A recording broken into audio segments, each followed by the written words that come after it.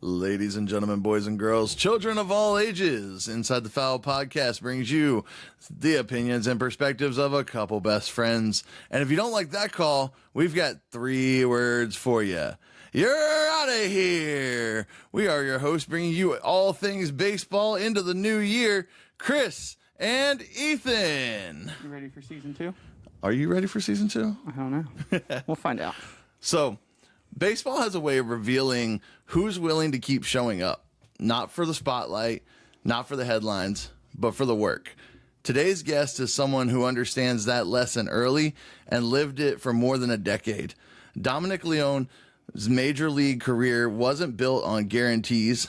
It was built on adjustment, on stubborn belief, and on the quiet confidence that if something wasn't working, the answer wasn't panic. It was more work. Drafted in the 16th round out of Clemson, Dominic didn't wait for the game to hand him a blueprint. He went looking for one. He studied, he evolved, he taught himself a cutter that became a calling card, and a pitch by pitch, year by year, he turned opportunity into longevity. 11 seasons in Major League Baseball, over 400 appearances, 9 organizations that kept calling because he kept earning it. That doesn't happen by accident. That happens when preparation becomes identity, when resilience becomes routine, and you understand that setbacks aren't signals to stop. They're instructions on what to sharpen. Dominic Leone represents a version of baseball we don't celebrate enough. The professional who adapts, the team who lasts, the competitor who refuses to believe he has problems, only more work to do. Today, we're talking about what it takes to stay, what it takes to evolve, and what it takes to believe in yourself long after the labels fall away. This is Inside the Foul, and this is Dominic Leone. Thank you for joining us today, sir. No problem, man. No problem. Honestly, that intro, I'm going to crop that out and I'm going to just play that every morning. You know, like that's going to be my affirmation in the mirror when I'm getting ready in the morning. That was incredible, man. That was awesome. Well, thank you. So your journey from a 16th round pick to an 11-year MLB career is remarkable. What internal narrative or self-belief carried you through the uncertainty of being a late draft pick and bouncing between 9 different MLB organizations? I think it starts, from just my motivation on why I wanted to play the game of baseball, why I wanted to be competitive in sports. And I always had a chip on my shoulder. I was never the biggest, fastest, strongest. And I wanted to always prove people wrong. I had a will to push myself and try and reach the higher levels. And, I think studying idols like Tom Brady and Michael Jordan and Kobe Bryant and their mentalities and how they went about their craft was something that, I always wanted to do. I found it fascinating. I found it so interesting. And so, I just continued to push myself internally to achieve everything I possibly could each and every day and kind of, see where it takes me. See, early in your career, you taught yourself to throw a cutter by watching YouTube videos of Mariano Rivera, a self-directed development path. How much has self-driven learning defined your career, and what does that say about traditional coaching versus, modern self-study? I think there's a nice mesh point between the two, right? You obviously need experience and you value the coaching that you get along the way, whether it's good or bad. Honestly, you can learn from either one. I was lucky to have a lot of good coaches in my life, and that helped me shape myself on the field, but also off.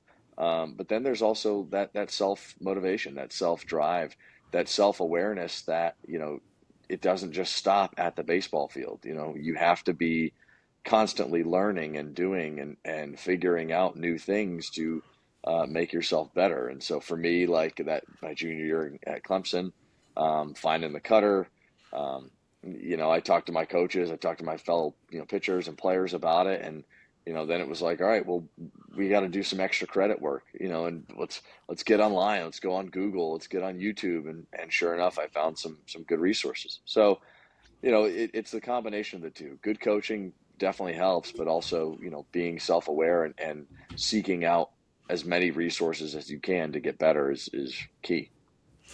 Well, see, you had one of the best rookie seasons for a Clemson alum in MLB history. Really, was you went 8-2 with a 2.17 ERA in 2014. Hmm. How did that early success, shape your expectations? And did it ever become like a burden, like you're trying to live up to those expectations consistently? Well, for sure. I mean, you gain a lot of confidence that after that first year, and I was naive. I didn't really understand the business of baseball yet, and so I have that first year, and I'm like, oh, great, I'm going to be a Mariner for life. This is awesome. And I loved it and had so much success. And you think that the game is a little bit easy, but the baseball world will quickly flip you upside down and humble you, and that's what it did to me. And then you're always kind of fighting to get back to the results that you had because you can do it. Now it's just repeating the process, being consistent, and I quickly learned that consistency in the game is one of the most important things. And so, how do you fall off the horse and get right back on? How do you just get back, adapt, and make the changes you need to get back into the successful circle? And I know you brought up the baseball as a whole is very, very humbling. As you said, Hmm. like 70% of the game is failure. Looking back, what was the single toughest moment of doubt in your career, and how did you respond internally and practically? Um, I'd probably go to that 2018 season with the St. Louis Cardinals where I pitched the first month. I end up getting hurt, and it's kind of a freak injury that keeps me out for 3 or 4 months. Um, and that was really when a lot of doubt crept in. A lot of doubt of whether I'd be able to come back and play, whether I was going to ever live up to the hype again. I mean, St. Louis traded for me. It was a fairly big trade for them at that time, and um, there's a lot of pressure on myself to perform and to give back and produce for what the organization expected of me and what I expected of myself. So that was a real low point for me, probably rock bottom, where it all hit me at once. Where I'm like, damn, I don't know if I can continue going. I don't know if this is the right thing for me. Well, see, I'm glad you did continue that even after that injury because in 2021 with the Giants, you posted a career best 1.51 ERA and helped the club clinch a division title. How did that environment differ from other clubs that you played for, and what lessons did you take away from that peak performance? That year is very special to me in my career. Obviously, we had good results, but I had a big chip on my shoulder that year. Again, it was a lot of self motivation, self drive to kind of get myself back on the map. And luckily, that group in San Francisco, from the top down, from the organization top all the way down to the lowest member of the totem pole, it's such a good group of people and individuals that were there to just help you and the team win.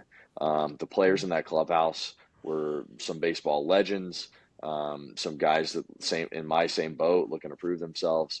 So it was such a perfect like match for me at that point in my career.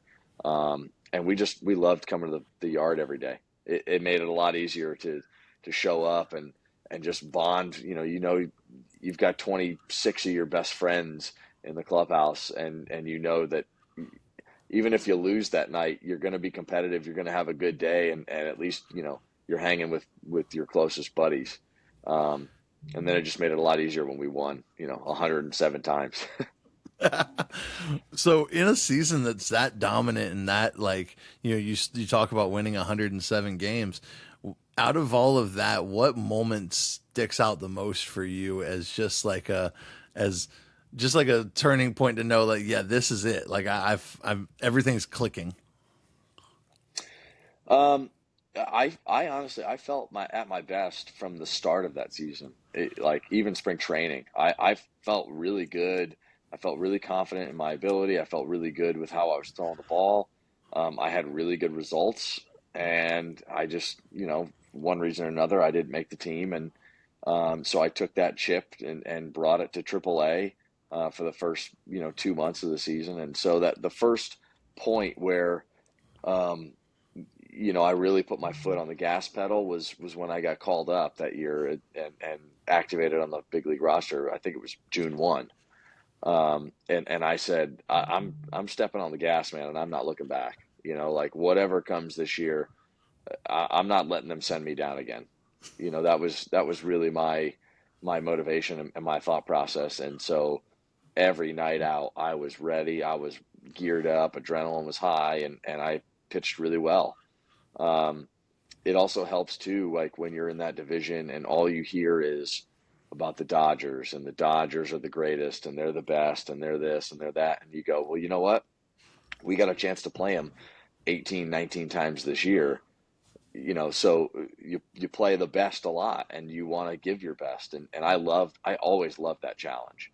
And so there were plenty of games against them, against some of the better teams in the league where I just I leveled up. I increased my focus, my drive, and had a lot of success. And ultimately, it helped the team get to where it did. So I have a question for you. Since you bring up the Dodgers, you were a part of two huge rivals in baseball. Which one do you think was probably the most meaningful one? Because you were in Boston against the Yankees and the Giants against the Dodgers. Which one do you think, as a fan point, I despise the Dodgers. So like I loved it when y'all beat the Dodgers. But I'm only asking because I sit next to a Yankee fan every time on this podcast. Please tell me how cool it was to beat them as a Red Sox or the Dodgers. Which Well, one so meant the that's most? well, so to just to correct this, I wish I played for the Red Sox. I played for the White Sox. I played for Oh, the okay. for the other pair of Sox. I always wanted to pitch in Boston, but my thing is, it's the Giants Dodgers rivalry doesn't get a lot of notoriety, especially here on the East Coast. But it's bitter, man. It is deep rooted. It's an exciting rivalry. I would say by far probably the most intense I played. In the only other one that rivals it is probably Mets Yankees in the Subway Series. That one can get pretty heavy and pretty intense. But it's something that obviously the people on the West Coast get it, but it should be more publicized because Giants Dodgers is a legendary rivalry. So you played for 9 different franchises in your career. Organization culture varies wildly. What's the biggest difference in how teams develop and utilize relievers, and what does that say about MLB's bullpen valuation? It's evolved big time over the last decade. So as my career started, teams and strategies were different. They would there would be kind of more of a good mix of guys getting in and out and getting rest, and you're utilizing kind of all pieces in that bullpen. Later on in my career, I found that teams, sometimes the team strategy was we're going to just go with the hot hand and kind of ride that horse until, he needs a break. And so you would see, 3 or 4 of the guys go out there every single night and, continuously throughout, series and games. And then you'd have like 3 or 4 guys that don't pitch for weeks, on it. They might get an inning here, they might get a spot start here. You would see that a lot more often later on in my career, and I think just as a whole, with the advanced analytics, and now the shift of value in baseball has gone more numerical. It's gone more analytical. I think teams utilize, especially bullpen arms, a lot differently. We've always been a replaceable, asset out there. Whether I hate admitting that, but I see how it works. I see where the market is and where the game is now. Um, And so I think that's where MLB lies with it. The value of relievers is very, very high. But you organizations, I think, look at it now and say, well, we have 50 guys that we trust that can come up for an inning and throw high velocity stuff, great pitch arsenal stuff, and get the job done. And then with the business side where you can shuttle guys up and down, it makes bullpen arms unfortunately really interchangeable. So how does it differ? Because as a bullpen guy, you don't know when you're getting pulled all the time. They'll use the hot hands, they'll use whoever they feel has had the most rest. And you've played, with those 9 different teams, Arizona, Seattle, Toronto, all these different elevations, and not knowing, when you're getting the start against who. What does that look like in preparation? You just always have to be on go. It's one of those things that even when you show up to the yard, you've got to be ready to adapt and ready to change, because you could show up that day and as a reliever, you've got your generalized routine, right? But then, you know, you show up, you're eating lunch, and all of a sudden they go, "Hey, the starter's getting scratched. We need a guy. Dom, could you spot start today?" And you're like, "Sure." Here we go. I always made the joke that like relievers are the janitors of the MLB roster, where like we're the hardest working people in there. It kind of goes unnoticed a lot. We're adaptable. We're interchangeable. Hey, clean up on aisle 7. We're going to get it. It's one of those things that you just have to be ready for any sort of scenario, any sort of situation, at any given moment, right? That's from the start of the day. It's not even just the start of the game. Start of the game is then a whole different animal. You're sitting down there and you've got a generalized idea as to when you're going to get in, or what scenarios, what situations you're going to be put in. But then, hey, all hell can break loose in a baseball game. You guys know that at any moment. And so you just got to be on your toes at all times. I feel like the janitor thing is probably the best reference ever. Like, I'm going to use that from now on. When some kid's like, listen, I don't want to go in the game. I want to start. I'm like, well, sometimes you just got to do it. Got to clean it So up. I sometimes look. I'm obviously biased. I was a reliever my whole life, and so I love the relievers and reliever role. And I feel like we're all like that Goodwill Hunting character. Like we're all down there just busting our ass, on the hustle. Smart. We know what we're doing, right? But it doesn't get a whole lot of love. We're grindy out there, man. We're gritty. Well, so to take it back to something we said earlier about the game being humbling, no one's exempt from a slump or a bad year, and you're no exception. We've all had, but you had a stint where your performance fluctuated. How do you reset mentally after a tough season or a tough outing when stats don't reflect your preparation? You know, Again, it goes back to just your belief in your process, right? Some of the best advice that I've ever gotten was, obviously control what you can control. You can't necessarily control what happens after you release that baseball, right? If you could throw the best pitch you've ever thrown and somebody could waffle it over the, center field fence. That's the reality of baseball. And so for me, yeah, I struggled a lot. I mean, the game's hard. The league continues to get better and better and better.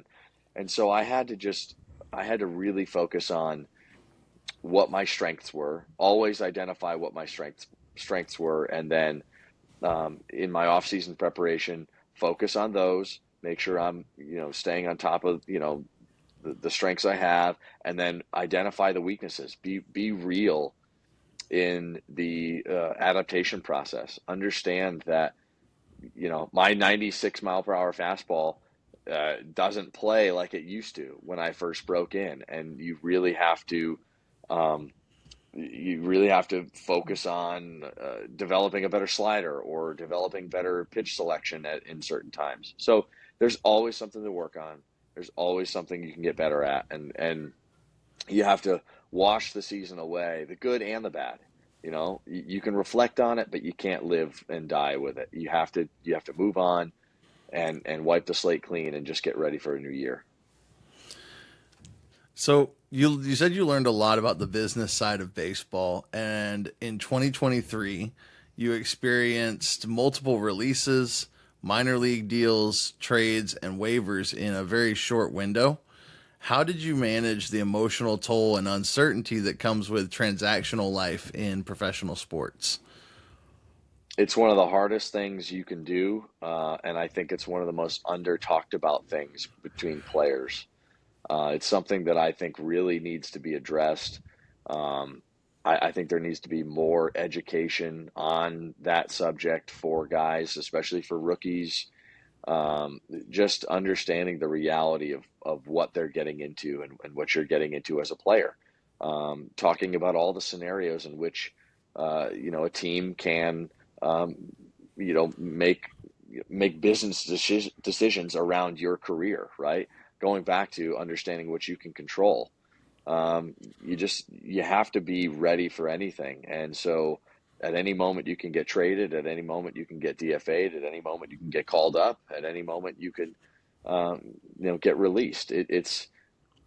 You're really living day to day, but gosh, that's so stressful to think about, right? So there were times in my career where it was heavy. I mean, very, very heavy emotionally, mentally, physically, to feel like you're showing up every day to work and you don't know if you're going to have a job, right? And then there's times when you're rolling and you're pitching well that, you know, you don't think about that stuff at all. So again, going back, stripping all that stuff away, you just have to remind yourself that if you trust your process, trust what you're doing, and focus on what you can control. You can control your home life, how you are as a husband, boyfriend, dad, whatever role you play in that scenario. You can control that.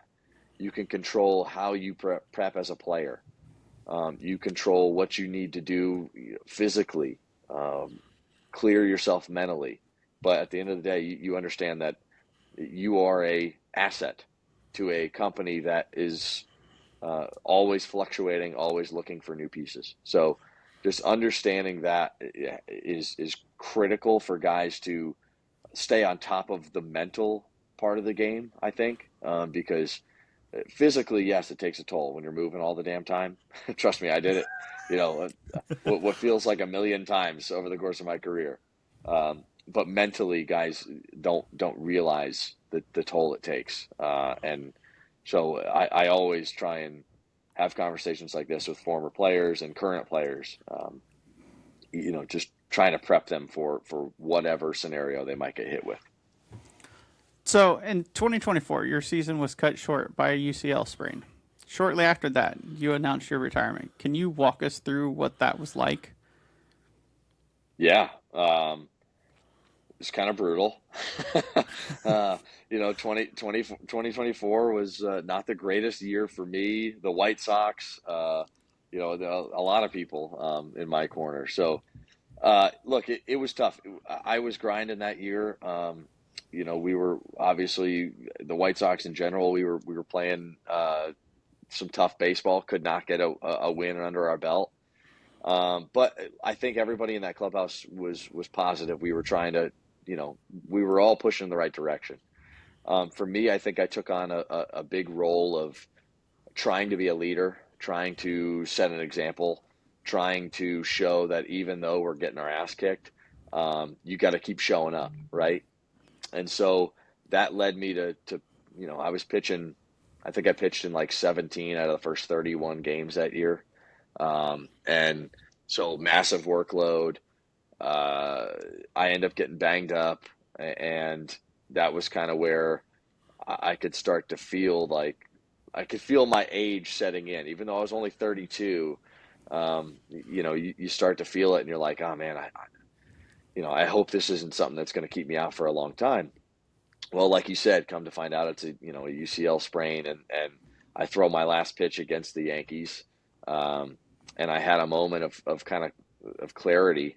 Honestly, that last pitch, I slip and fall, and I throw the ball off the freaking backstop, and I walk Gleyber Torres, and as I'm staring at the ground on one knee in the middle of guaranteed rate field, I had like a weight kind of lift off my shoulders, and I knew that was it. My elbow was throbbing in pain; it was killing me, and I'd gotten rough inning, and so I had a moment where I knew that it was over. I had given everything I could possibly give physically, mentally, um, to the game, on the field. I lived it, I died with it. And so, when I walked off, I had a lot of emotion, but because I knew that was probably my last time on a field. See, and that's one of the things that a lot of people don't realize is that the workload, you said it yourself, you pitched 17 of the first 31 games. As a reliever, that's not really heard of very often. So what would be your opinion or take on how MLB approaches pitcher health and workload, especially for relievers who have to stay ready every game? I think, you know, I, every organization does a great job at prepping players to be ready to play. Let's just that you have unlimited resources to try and be ready for the day to day. I just think the nature of the job now is so grueling, so taxing, and so guys, you have to be an advocate for yourself. If you need a day off, you need to vocalize that. You need to go and speak up. And a lot of players don't. I was one. I probably should have taken some time throughout my career to say, "Hey, I need a day off." But I always valued, um, like the biggest thing that I felt I brought to the table was availability. The availability that hey, if you need a guy, I'm there, right? I always trusted myself, probably almost too much to a fault, where I said, no matter what, I'm gonna grind this out. I have enough ability to um, give you what you need. If you need an out, I can get you an out. If you give me a batter, I can get you a batter, right? So I just think the nature of being a reliever in today's day and age is you're going to get asked to throw a lot, and you have to prep in the weight room beforehand, afterwards, get with your trainers, be very in tune with your body, know what know the amount of rest you need, um, and then also know when to pump the brakes. I didn't do a great job of that in my career, pumping the brakes, but again, I was always a full throttle type guy. So I don't have any regrets about that because I lived it the way I wanted to live it, and such is life, right? But I would give advice to other players now and say, hey, look, be an advocate for yourself. Take the day when you need it. You know, do the extra prep work so you don't have to take a lot of days, right? Be ready as much and as often as you possibly can, but also understand that it's okay to say you need a breather. So, looking at your career stats, 427 games, 444 strikeouts, and nearly a 4.0 ERA. What do those numbers not capture about you?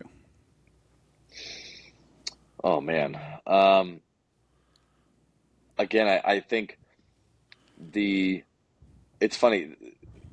One of the big jokes as a major league reliever is that dry humps are not counted as appearances, and so we always, especially my rookie year in Seattle, they always just talk about how you should take your dry humps, your warm ups where you don't get in the game. Um, you should take those to arbitration, right? And so you walk into our arbitration, whenever you're negotiating contracts and stuff, you go, hey, it says you had 60 appearances that year, and you're like, well, no, I actually had 140, because I was up about 140 times, and so like that. I know I pitched in 427 games. I probably warmed up for I don't even know. I Double. mean, double 800? that amount, right? Yeah. Yeah. So I don't know. That is the funny stat that I wish you could have on there. It's like 427 appearances, 892 warm ups, and that would kind of put some perspective as to like, wow, you only got in 50% of your games and you pitched that many times. It's like, holy crap. So you bring up arbitration. We don't really, as a fan, you don't really hear much except y'all either won or lost. What is that process like? Um, it's it's very interesting. It's just like any other negotiation process, except for the fact that it's very unique in the sense that you're negotiating with a team, and you're still you're still a part of that team, even if you win like, your case or lose your case. So it's unique in the sense that like you're basically walking into your boss's office and asking for a raise, and then they either say yes and you're happy and they're happy, or they say kick rocks and you still have to show up to work that day, and you still have to show up and perform for that company. So it's a very unique process, very interesting process. um, there's a lot of things that go into it. As a player, you don't, you're not involved. I know guys are now. They're a lot more involved now because they are smarter, more educated. When I was going through it, I was lucky enough to reach arbitration. I guess that's the other thing. Back up to the point of a lot of guys don't reach arbitration, which Yeah. is incredible in the sense of how short a major league career on average is. And it's really unfortunate. That's why it is positive that these rookies and younger guys got the pay bump from the minimum salary.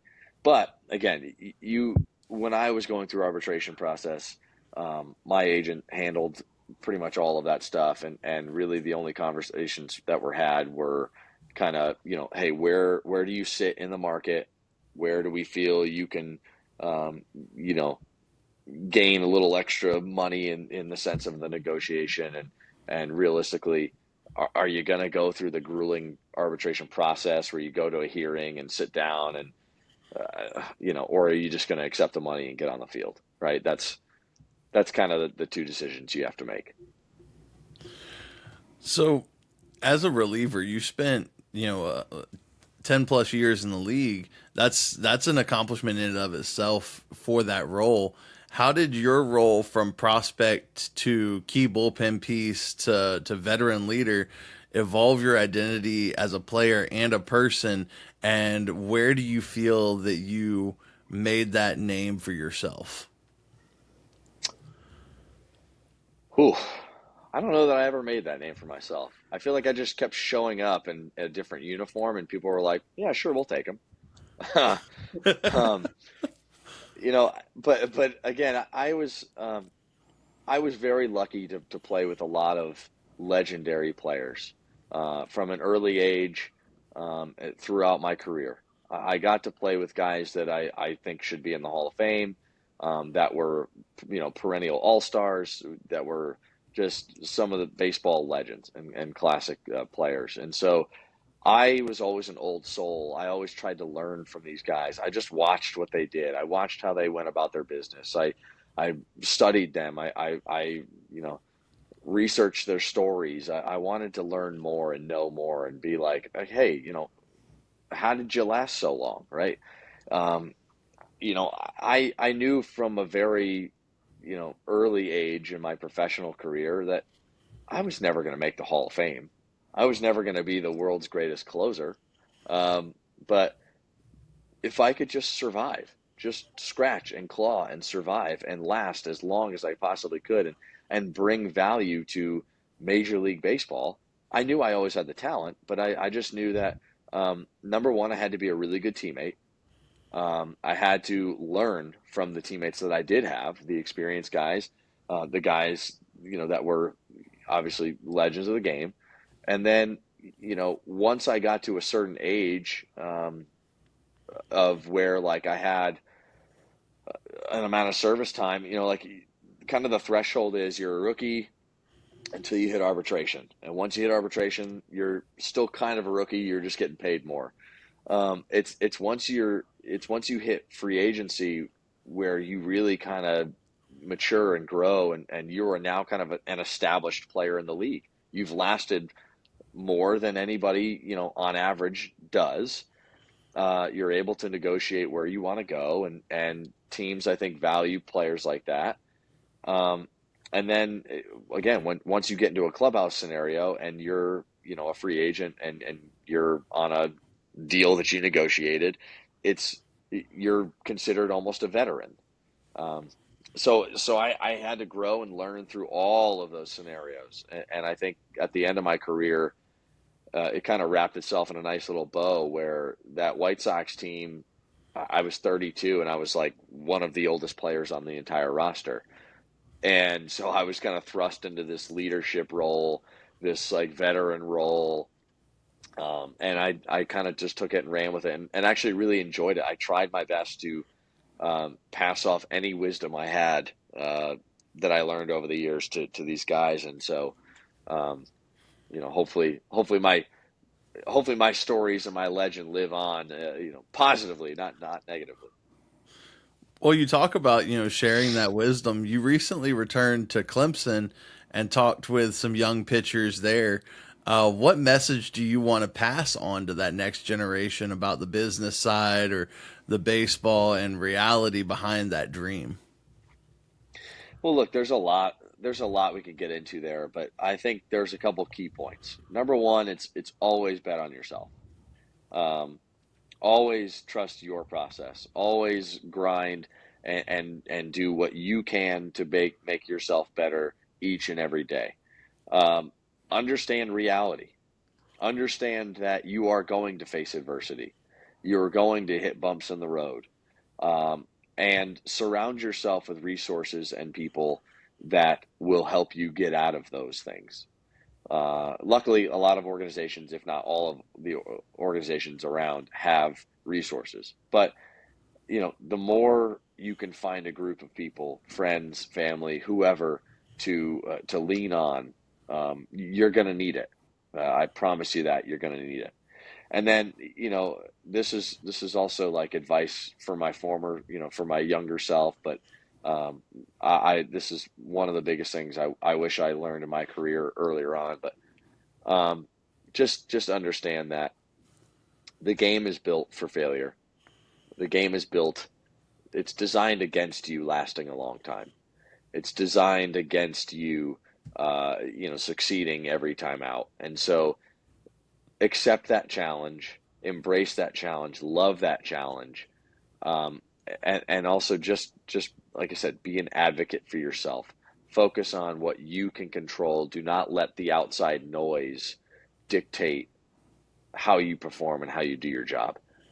Make sure that you're prepped every day. Do what you can, and put all your faith in your being, in your process, in your being.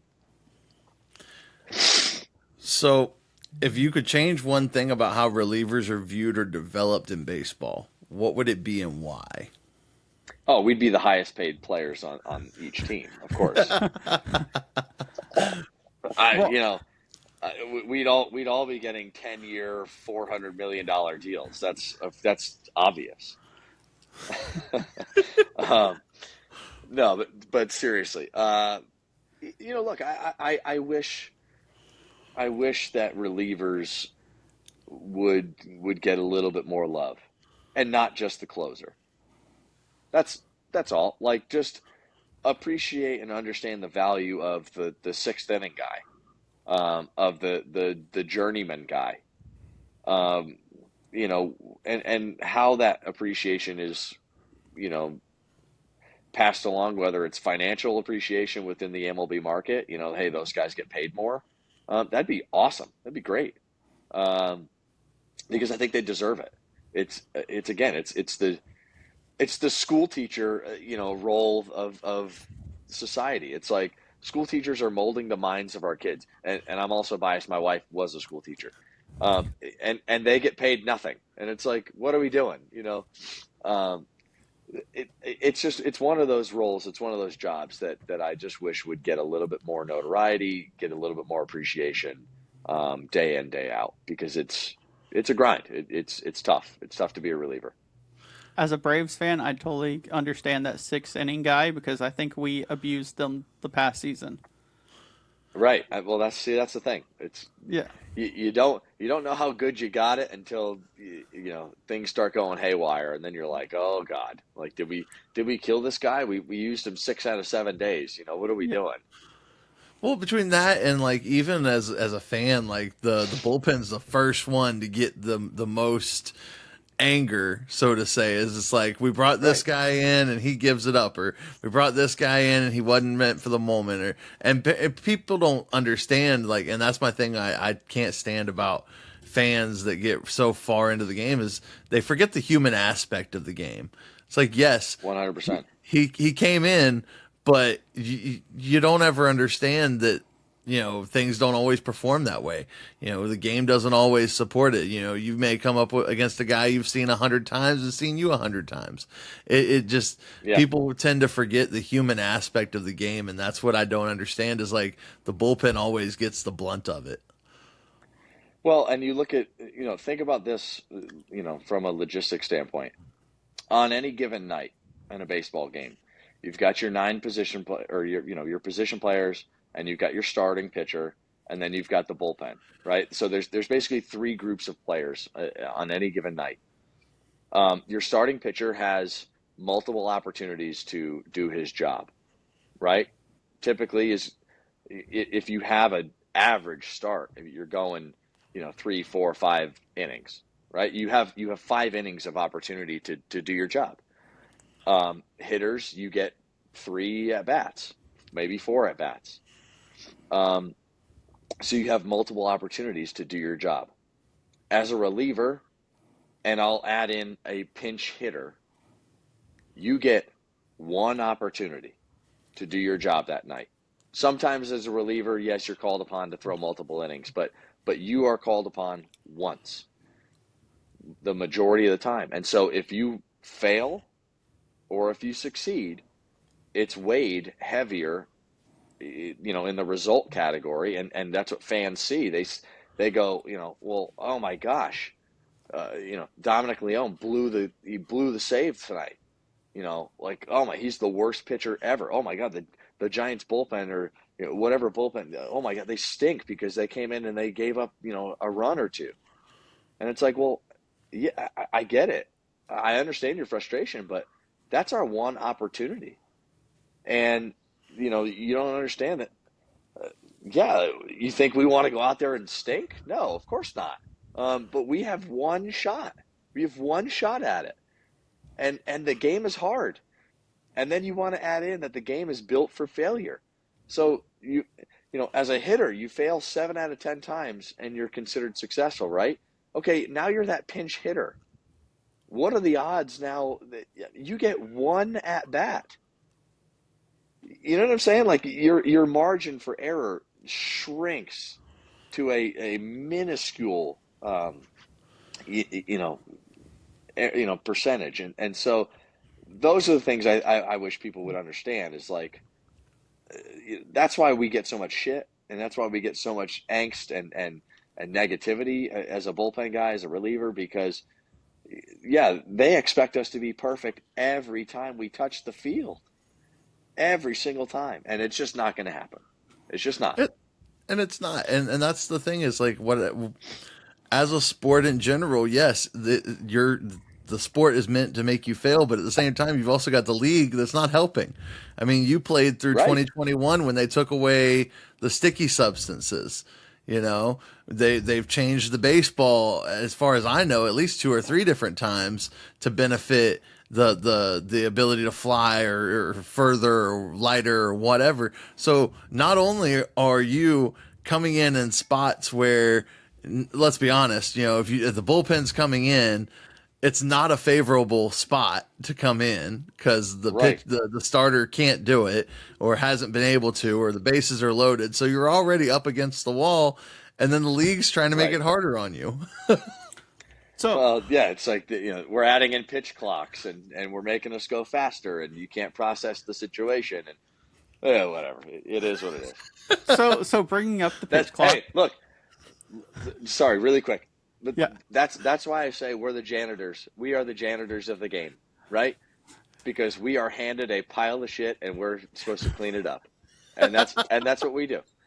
And that's what we got to do, right? And that's the job description. And so again, that's I could go on for days talking about what I liked and what I disliked about things of that nature and rule changes and whatnot. But at the end of the day, I just got to do my job, and So that's what it boils down to.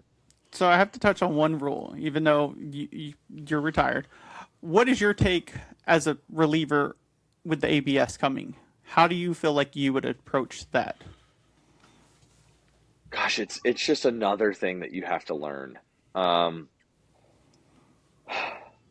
I'll be the first one to admit, like as a pitcher, you're always biased to the pitch that you throw, right? So if I throw a ball that I think is close, and I think I punch a guy out in a big spot, hell yeah, I'm going to tap my hat and say, let's challenge that, right? But there's a strategy that needs to be implemented, because you only get so many, and that's where I would take it out of the pitcher's hands. To be honest with you, I would take it out of the pitcher's hands. I think the catcher should be the only one that's allowed. The catcher is the one who sees all, right? He is the oracle of the baseball team.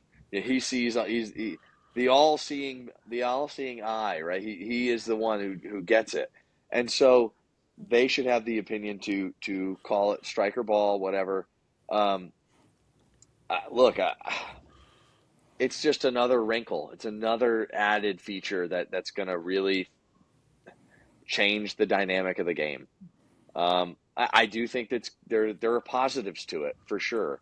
Um, there are negatives to it, just like anything. So I don't know. I'll have to see it in action live, see how the league adapts, see how players adapt. Um, it's just it's just like, man, the game is so different from when I first came in, and so maybe I'm an old head. Maybe I'm the grandpa on the porch yelling at the kids to keep it down. I don't know. I just I'm the yeah. same person. It's just Listen, it's mentally exhausting. It's physically exhausting, but I get it. They're trying to continuously make the game better and put a great product out on the field, and so we'll see how it works out.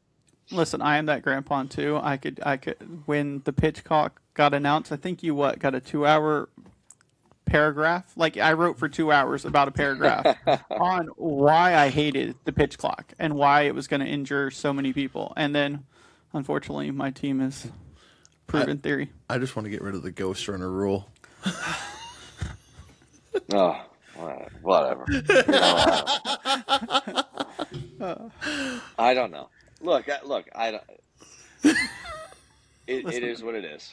It is It what it is, is. right? Now that I'm out of the game, it's I can maybe voice a little bit of you know my opinion a little bit more, but um, like I said, I honestly, you get so exhausted to a point where you're just like, you know what, I just got to show up and do my job, right? Control what you can control, right? I yeah. can't Exactly. make the rules. I don't change the rules. I show up, they give me a baseball. I don't know how it's made anymore. I just throw this thing as hard as I can and hopefully get some outs.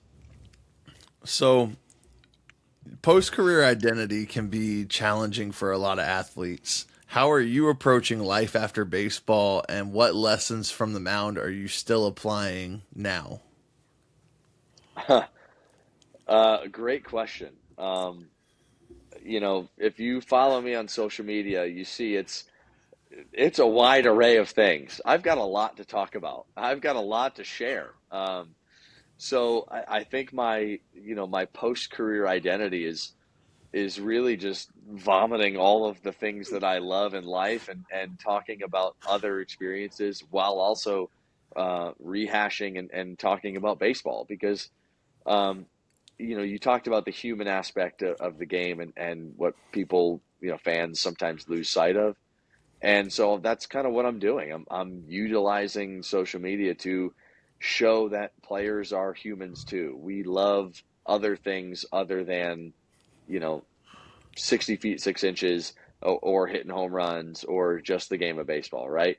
We dive into a lot of things throughout our life and throughout our careers, and That's kind of my identity now, is sharing all of that stuff.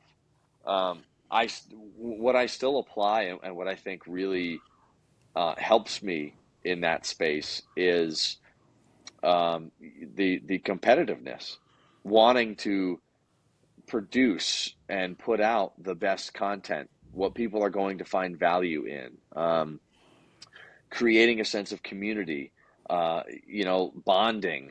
Uh, but my one of my biggest strengths, I think, as a baseball player was my ability to be a pretty good teammate and to bond with the guys that were in my bullpens. And now on social media, my identity, I can create community. I can share stories that I know other players or other people, are going through experiences like I'm going through or like I went through. And so you create these different webs of friends and community, and share stories and experiences, and just try and just spread positivity, man. Just have a good time with it, and just talk life.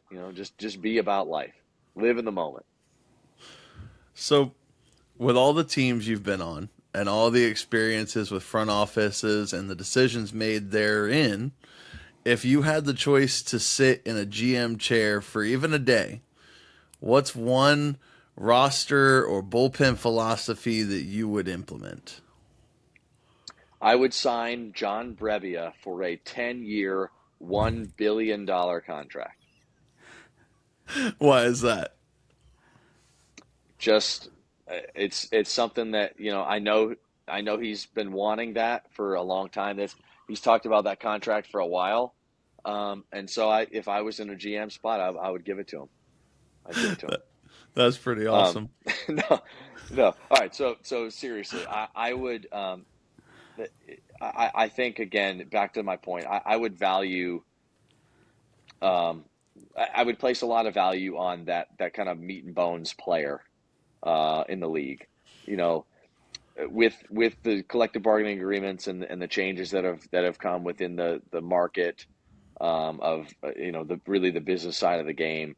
I feel the meat and bones of the league has been really bottlenecked and squished out. You used to see guys like myself. You used to see the guys that earned it, right? That worked their ass off. That made it to free agency, and that made 4, 5, 6, 7 years of service time. You used to see those guys always get deals, you know, 1 year deals, 2 year deals, for good money, right? Because they brought a ton of value and a ton of experience.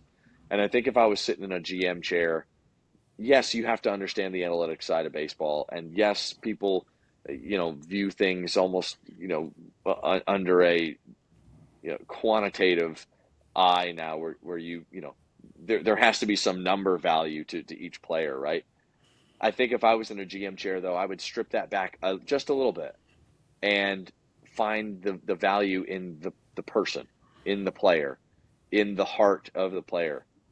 You know, hey, does this guy have the overpowering fastball? No, but he still has a pretty good one. And oh, by the way, he knows how to pitch, right? Or the utility player that can come off the bench and really uh, be a spark on the base paths, or can put the ball in play, can make things happen. Give that guy a job, right? I think the league has shifted so much towards, we're just gonna we're gonna bring up 15 guys, see who makes it, and then throw away the ones who don't. And I think that's such an injustice on these guys' careers, how hard they work, what they work for. It's a shame to see a lot of players get washed out that way, because um, really the experience value, and the just the personification, the human element, um, is really kind of thrown out now when it comes to negotiations. It's like, hey, if you don't do something analytically that jumps off the page, you're not getting a job, and that's unfortunate. It's really bottlenecking the guys, I think, that make, make the league what it is. You're always going to have your superstars and you're always going to have your rookies. But there's that giant gap in between of players that bring tons of value and experience, and I think that's unfortunately gone. So, lastly for me is you have 11 years in the league. I tried to find as much as I could to find out your actual service time. Do you have 10 years of service time? I don't. I have 8 years and 133 days. So close. We've been trying to Trust me, find it's the gold I, card. I'm yeah, I'm gonna. Oh, you're trying to find a guy who has a gold card? Yes. I just want to see one. If you give me a minute, I'll go get mine. I got one. You do. It's Yes. it's one of the coolest things I've ever gotten in my career. Absolutely. Yes. Please. Oh my Yeah. god. All right. You're gonna have to give me a minute because I got to go get it. But I'll go Yes, get it. sir. Absolutely. All right. All right. All right.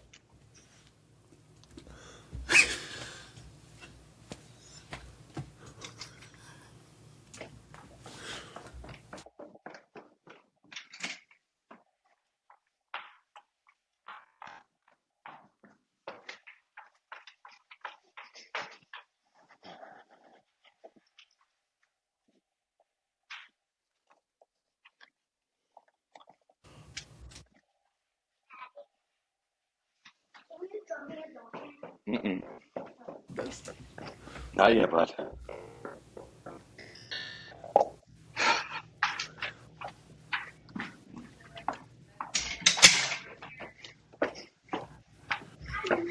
He has no idea how exciting this is. Like he just made like a little kid in me like so excited.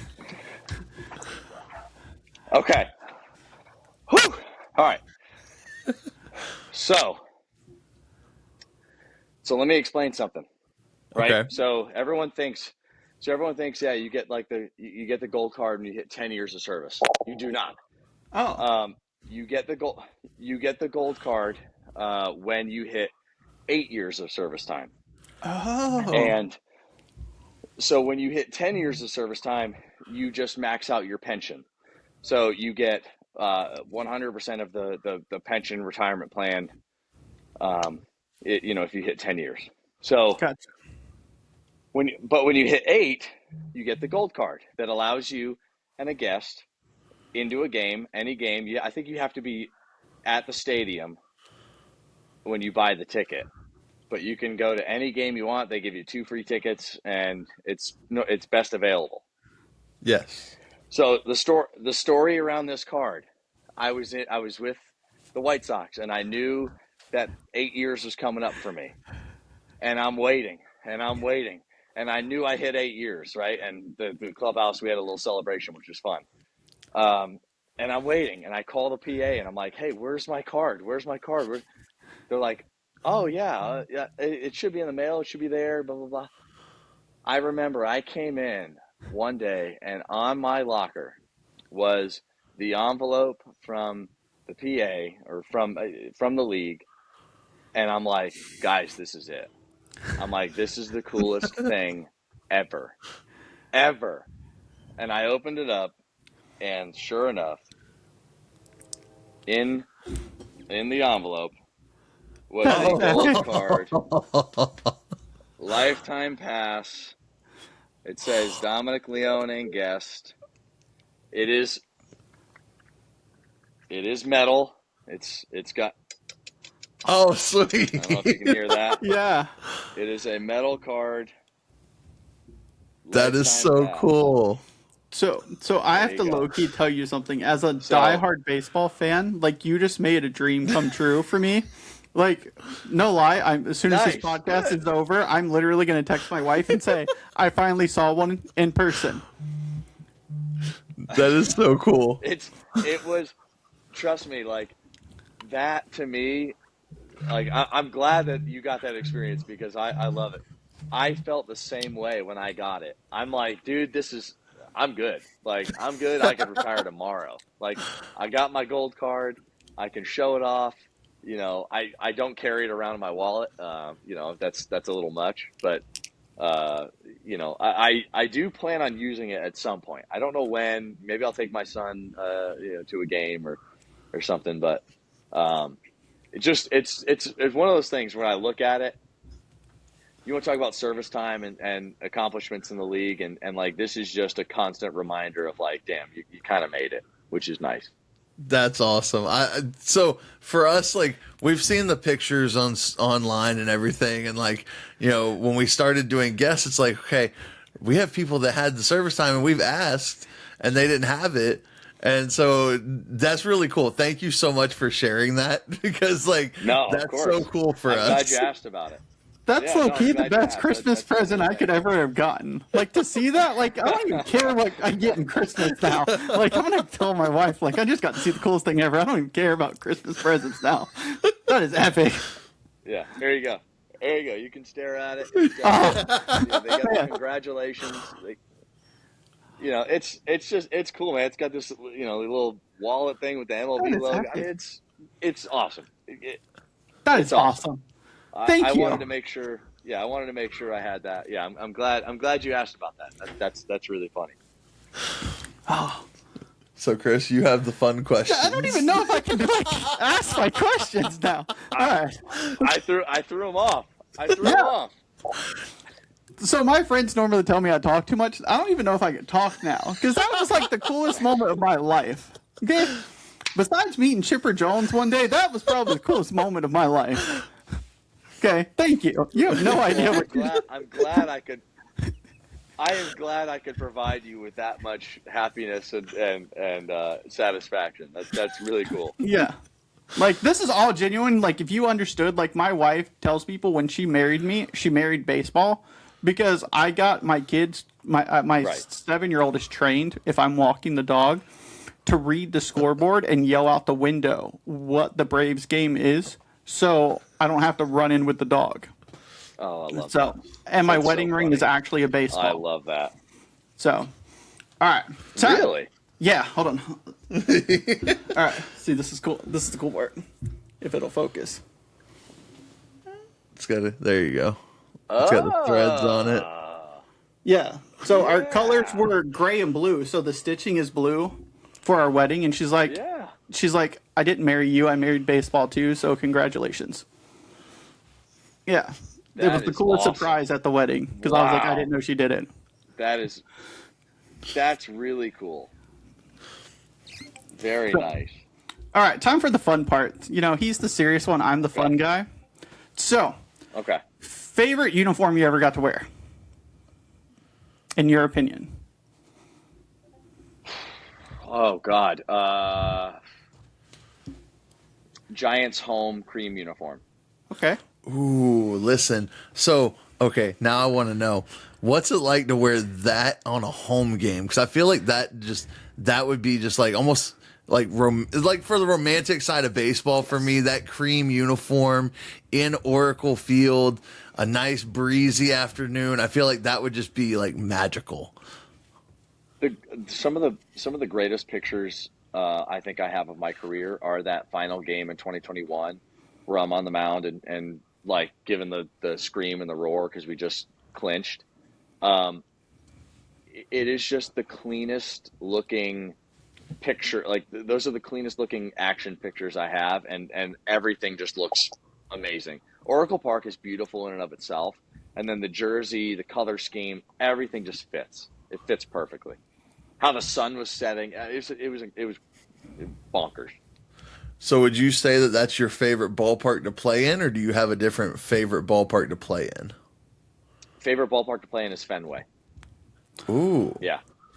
So I grew up in the Northeast, and so I grew up a Red Sox fan. Okay. And so maybe, yeah. So like I never got to live out the Red Sox Yankees rivalry, but I lived it in terms of being a fan. And so yeah, it was like you seeing the Lifetime Pass when I first got to play there. I was That's like epic. giddy, and I'm like walking around, and I didn't want to touch anything. I didn't want to like get my skin oil on anything and ruin stuff. See, Like it would. it was crazy. But what was really cool about Fenway is, like I said, the very first time I went there was my rookie season with the Mariners, and I walked out of that dugout for the first time and just looked up and looked around the stadium, and I would find the seats that I sat in when my dad would take me to games. And hey, we watched Yankees Red Sox here, or we watched May 10th, 1999, Nomar Garciaparra hit 2 grand slams and another home run in a game, and I remember where I sat. And so, like, that was the coolest part for me. Just from a kid, from literally a child, to now being on the other side of that fence and being on that field was really special. So as a player, did you ever get a chance to sign the Green Monster? I did. I signed it in the inside, inside the wall. I don't know. It's probably been painted over at this point, but yeah, I had the opportunity to do that. That's really cool. awesome. Nice. Seeing that there's so much history of players that have signed that wall, and that's really cool. Yeah. I was gonna say that the wall is big, but for as big as that wall is, there is not a lot of space to sign in there anymore. Really? Oh, man. There's a lot of signatures. To your point, it's awesome. That would be epic to see. So this one's a fun one. If there's one teammate that you could always that you've always wanted to strike out, which teammate would it be, and why? Ooh, that's a good one. If there's one teammate that I could strike out,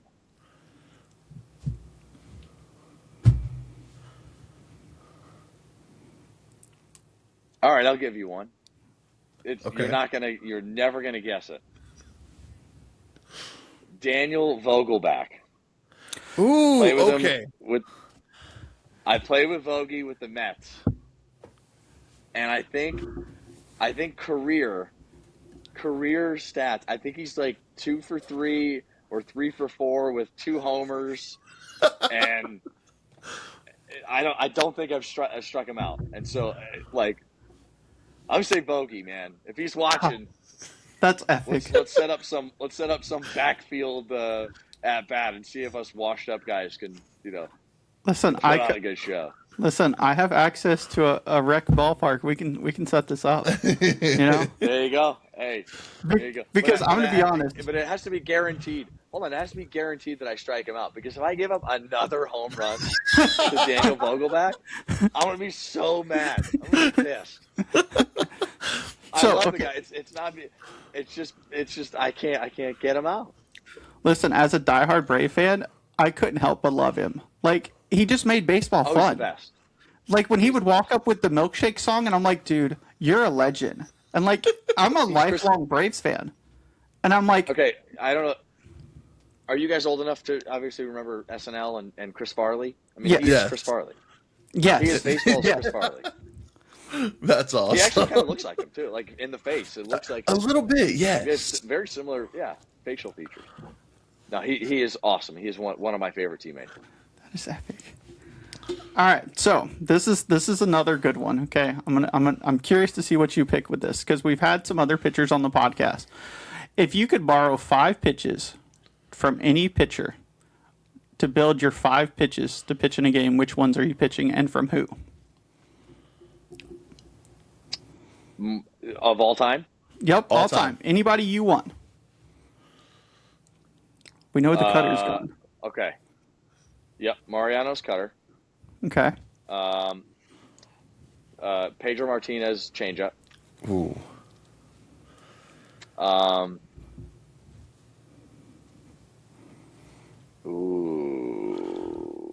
Jacob deGrom fastball. Oh.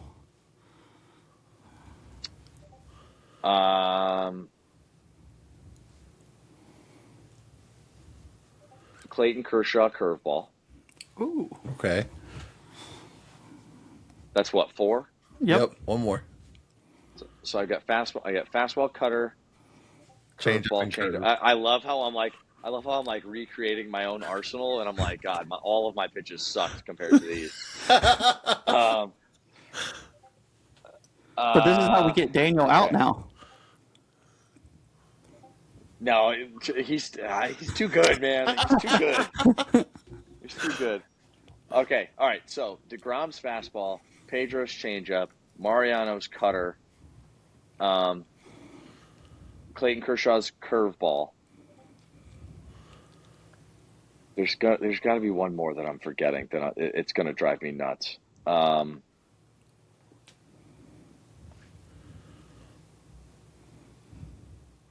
Ooh, I'll throw one completely bizarre at you. Tyler Rogers' slider, but I have to be able to throw it from underneath. Yes. I was I hearing have to be able that. to throw it from underneath. Okay. That would be really cool. There you Listen, go. There's oh, 5. Okay. that would mess up some people to have a normal arm slot. Yeah, and then go that one. Yes. Oh, The upshoot slider with the Kershaw curveball, and then 102 just on a line DeGrom fastball, and then nope, cutter, and then just when you think you got me figured out, here's a Pedro, Bugs Bunny changeup. Gosh, I might have an ERA under a 3 if I did that. that'd be really cool. I don't think I'm getting in the box. Man. No. Just knowing that slider's coming. No, if I'm done. Well, because see, you got to think that between the changeup and the slider in and of itself, that's gonna throw you off anyway. And then you're going Kershaw's curveball. My team can't already hit that now. Oh man. That's what I'm saying. I mean, it's just I don't know, man. I think you built probably the think it's best pretty pitcher good. we've had. I think you've honestly built the best pitcher. That's a pretty good one. Yeah, I think that tops what we've had. Ooh, All right. I will say this though. Can I give just one honorable mention because Yes. one honorable mention, and this would be like I've got a guy on a 10 pitch at bat, and I need to throw in a little wrinkle because they're on. I'm facing Daniel Vogelback, right, and we're 12 pitches deep with that arsenal, and I'm like, I can't get him out. I'm going. One of my favorite pitchers to watch of all time, Tim Wakefield, R.I.P. Tim Wakefield knuckleball, would be Okay. The honorable mention. Art. That's man. That would be. Okay. That would be on there. If you go the curveball into the slider into the knuckleball, Nobody's hitting that. they're just hacking and swinging. Okay, I'm just gonna say it. That's dirty. Look, I'm sure there's some analytical report out there that would have me dialed up, and guys would think it's like cake. But yeah, but we're only doing That's this neither against here nor Daniel, so I think I like our odds. I think we're getting that K. well, hopefully he's not listening then, because I don't want to give away my tricks. Now he can go out and practice. I don't know. Wakefield's listen. The Yankees knew the pitch was coming, and they still couldn't hit it. Sorry, buddy. Lifelong Yankee fan. Splitter. Yeah, I'm just saying. All right. So, favorite bullpen story you can tell without getting anyone in trouble? Because I feel like you guys secretly are having a blast out there, and there's no cameras, no audios for our entertainment purposes. Because you guys always look like you're having a party. I need to know more. We are. We're always having a good time.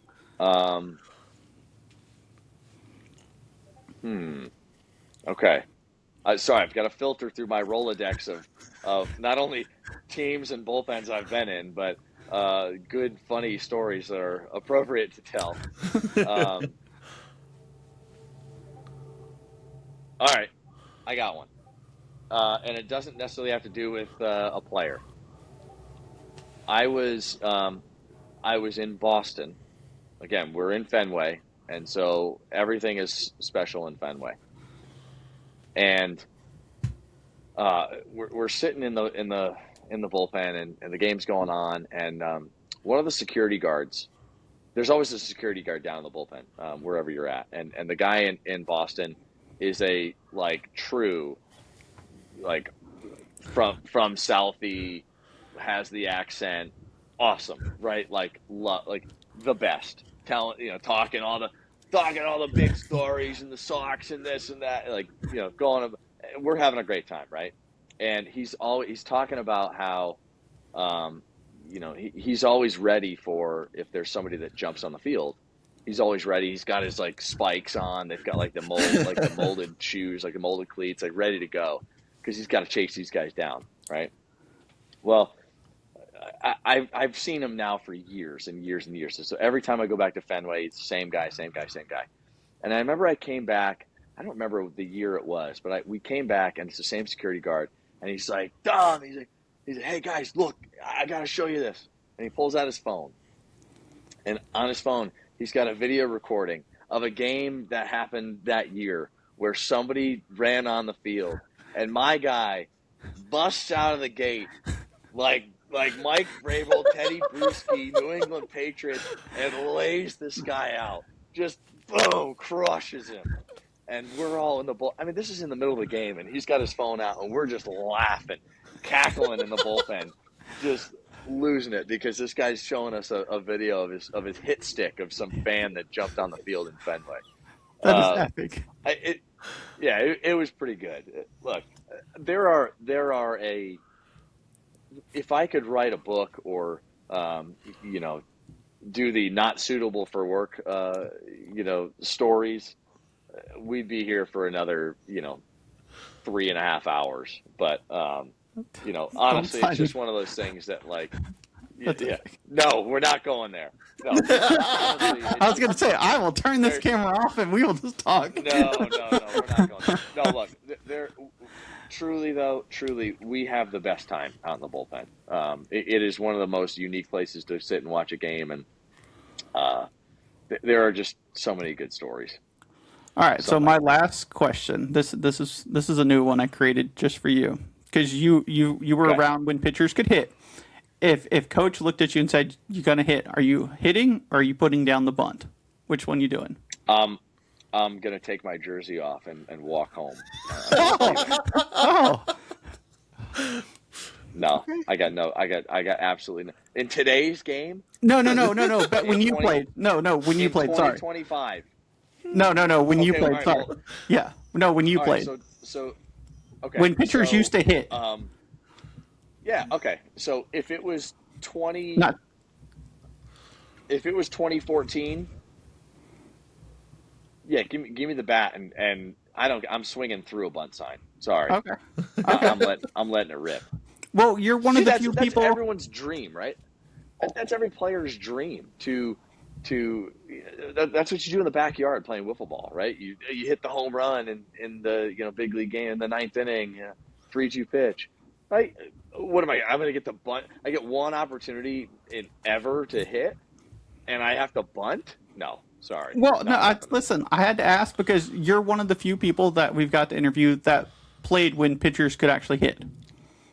So right, okay, yeah, that's fair. No, that's a great question. Yeah, I'm.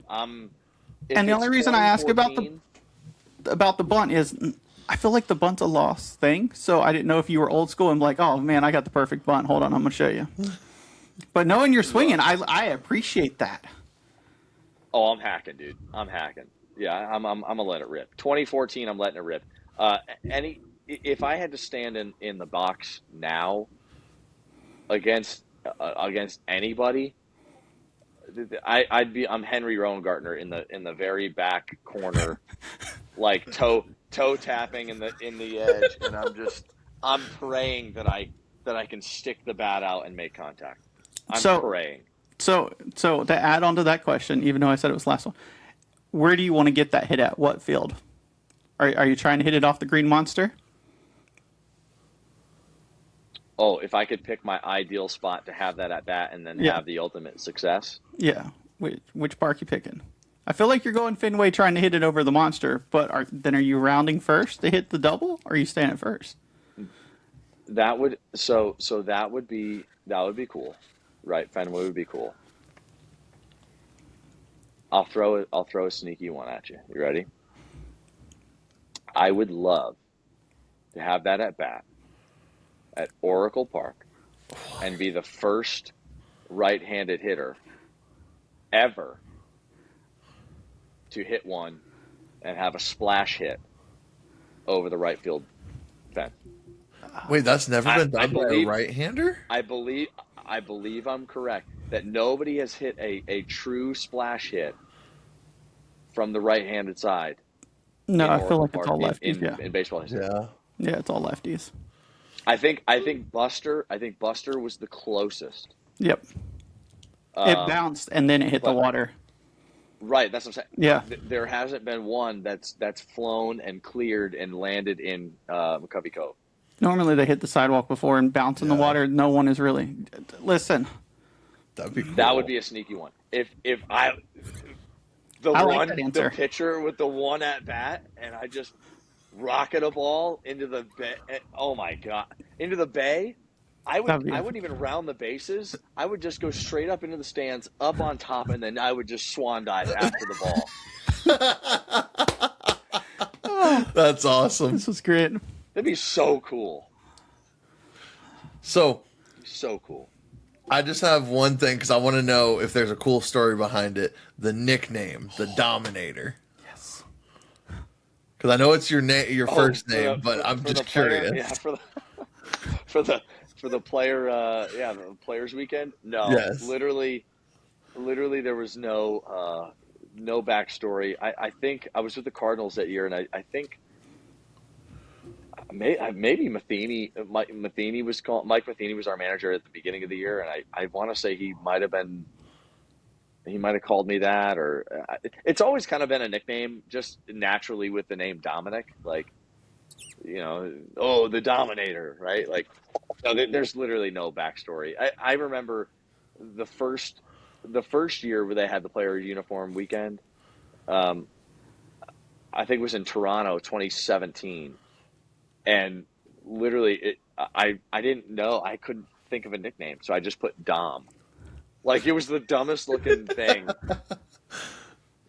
like a Major League Baseball uniform with Dom on the back. So I don't know. I must have the next year, 2018, 2019, when the Players Weekend, I was like, I don't know, what's a generic Dominic inspired nickname, and Dominator was the one we came up with. That's epic. I wish I had a better story for it. But, See, I was thinking you got it in high school or something because, like, when we were doing our research, I said, listen, you can't let me forget to ask where the Dominator came from. yeah, no, And I was like, no. it's probably some epic high school story where he just went out and dominated some game, and coach is like, all right, Dominator. Yeah, it was like 8 for 8 with 8 home runs and struck out, threw a no hitter. No, I wish it was something cool, but it wasn't. Man. So thank you so much for your time and joining us on the podcast. This has been so much fun. Like, again, just thank you so much. Yeah. You have no idea. No problem, man. This is great. This was a lot of fun. Here, just so you can see it one more time. Love it. Oh, There it is. That is Here's your mental awesome. snapshot. yep. I'm gonna go put this in a safe space so I don't lose it. But no, thank you guys for having me on. It was a lot of fun. I appreciate it, and look forward to following along as you guys get more interviews. Thank you. So really quick before we sign off, if you'll just where can our followers find you to follow you, because your Instagram, like your reels and your videos are really kind of cool, and I like that, and I'd love for other fans to find that as well. I appreciate that. Yeah, so I'm on Instagram. It's dleone26. I've got a TikTok that I'm trying to catch up to speed. So all my stuff on Instagram will hopefully be on TikTok as well. My TikTok is, I believe, at Dom Leone. So just be on the lookout. You'll see my profile picture. It's of me in one of my many uniforms. So be on the lookout for that. But I hopefully everyone follows along and can be ready for some wacky, weird, wild, insane content. Fun stuff. This content's great. Yes, absolutely great. Gave us some great. It made the research a little easier too. Yeah, I was gonna say I'll have to do a story. I'll have to do some content on the Lifetime Pass just for you. I'll do some stories I about it. appreciate that. Yeah. Listen. Yeah, I'll do that. I'll put that out there. Because again, that's funny because normally you guys you knew about it, but people don't know about it, and I feel like that would be a pretty cool thing to talk about, right? Exactly. You tell me. See, No, I think it would as be a baseball great. fan. As a baseball fan, I didn't know they mailed it to the locker room. I thought it showed up in like they presented it to you in person. So now knowing it's mailed, I'm like to the locker. I'm like that's kind of Maybe interesting. I figured they would just deliver maybe it to for your like the door. maybe for like the special players, maybe for like the big time guys. I don't know. Maybe for me, they're just like, yeah, throw it in an envelope, put it See, in a locker, I think they whatever. should hand it out to everyone because here's the thing. Unfortunately, as a lifelong baseball fan, baseball is the hardest sport to make it. Yeah, So yeah, Yeah. I agree. The fact, now that you say that, I'm going to call the White Sox. And why was there not a red carpet, trumpets playing? Why was there not a robe that I got to wear and a crown and scepter? And then they hand me this card.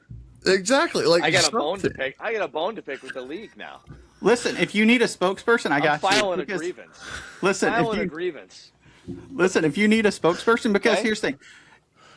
Y'all dominated my Braves team the second series of the season. Okay, no matter what they said, y'all crushed us. Okay, I watched 3 games going, oh, and then I'm like, we lost to the White Sox. They're not the worst team. We are. Like that was our joke all throughout the Yeah. season. Every time Oh, y'all yeah. would lose, my buddy Ethan here would message me, "Hey, just remember you lost to this team." I'm like, "Thanks, man. Thanks for reminding me." Yeah. Well, hey, I was trying to help you out that series. Don't worry. I gave up a rocket home run to Austin Riley off a cutter up and away. So you'll have to go find that highlight and just yeah. Thanks for that reminder. No. But that's why I think you should have got the red carpet because how many people on that team I'm are going to taking make my it? card and leaving. Listen, 8 years is an accomplishment. Yeah. And 10 years in the league to be able to play as long as you did is a huge accomplishment. And I feel like, you coming on the podcast and getting to talk about all of this is huge for us because, it shows the fight and the stick-to-itiveness and just the whole grind behind the sport. And I enjoyed every second of this. I appreciate it, man. I enjoyed it too. It was awesome. Really, really good stuff. So, guys, until next time, this has been Inside the Foul. I hope to see you guys next week. Later.